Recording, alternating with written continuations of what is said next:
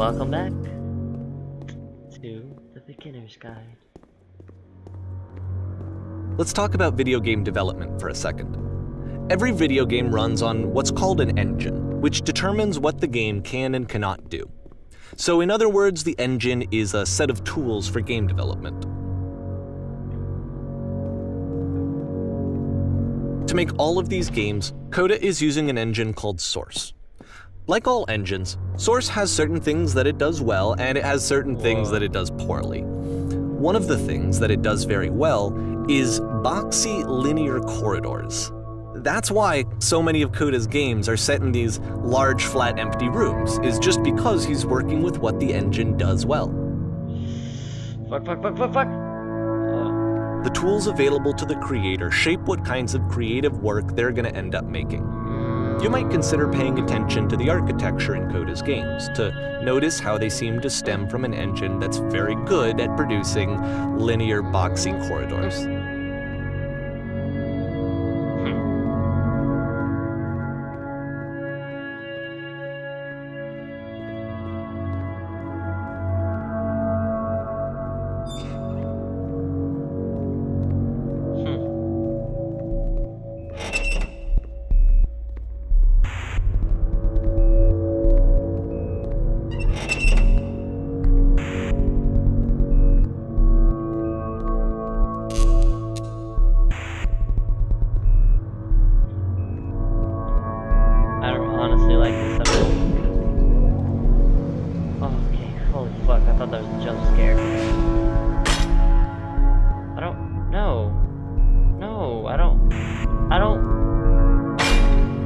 This prison, funny enough, in Coda's original design, the doors stayed shut for a full hour before letting you go.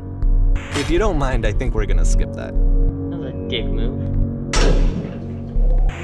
This is something that he and I used to argue about a lot. You know, whether a game ought to actually be playable, whether it means anything if no one can get through it. And I would always defend that, you know, all this work goes into the game, why not make it playable and accessible? And so we just got into heated arguments over it, and there was one time that after one of these conversations, he went home, and a day or two later, he sent me a zip file entitled Playable Games that was full of hundreds of individual games, each of which was just an empty box that you walked around in and nothing else. Believe me, I played every single one of those just to find out if there was like a gag hidden somewhere. There wasn't. Coda's an ass, but it's awesome.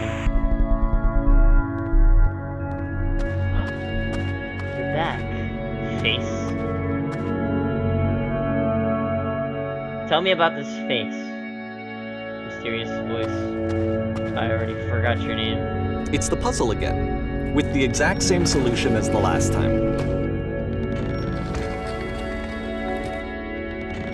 There's still no clear indication of what makes this puzzle so special that Coda is going to return to it over and over. But I promise I'll share with you my interpretation very shortly.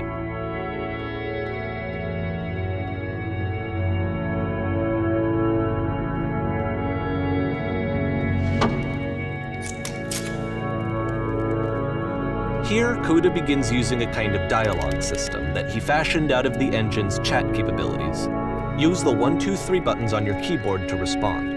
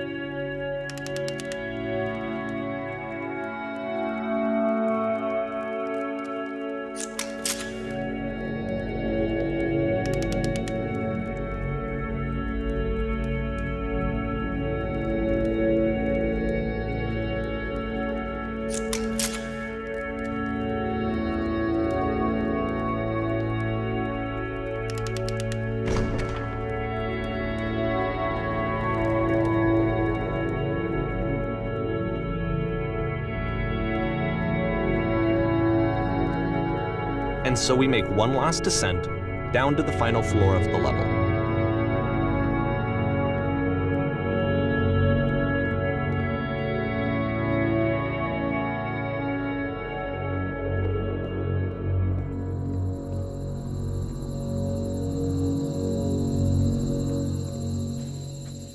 It's a lamppost. Okay, I can't tell you quite why, but for some reason Coda fixates on this lamppost. It's going to appear at the end of every single one of his games from here on out. I'll tell you what I think. I think that up to this point, he's been making really strange and abstract games with no clear purpose, and maybe you can only float around in that headspace. Because now he wants something to hold on to. He wants a reference point. He wants the work to be leading to something. He wants a destination, which is what this lamppost is. It's a destination. We're going to see it in the work as well. His games are just going to become a lot more cohesive, a lot more fully developed, with more of a clear idea behind them. And as we go, that idea will get clearer and clearer and clearer. My frame rate died, by the way. Yeah. Oh, fuck. This game may have crashed. It's a possibility that it could crash. My frame rate is dead for some reason. Oh my god, it's dead. I don't know why. Can we get out of this level? This level's destroyed my computer. This is on an SSD, by the way, so I honestly don't know why it's lagging. Well, that was fun. It's the game. Can we switch games, please? This is so fucking laggy, it's retarded. I think we switch games. It's possible.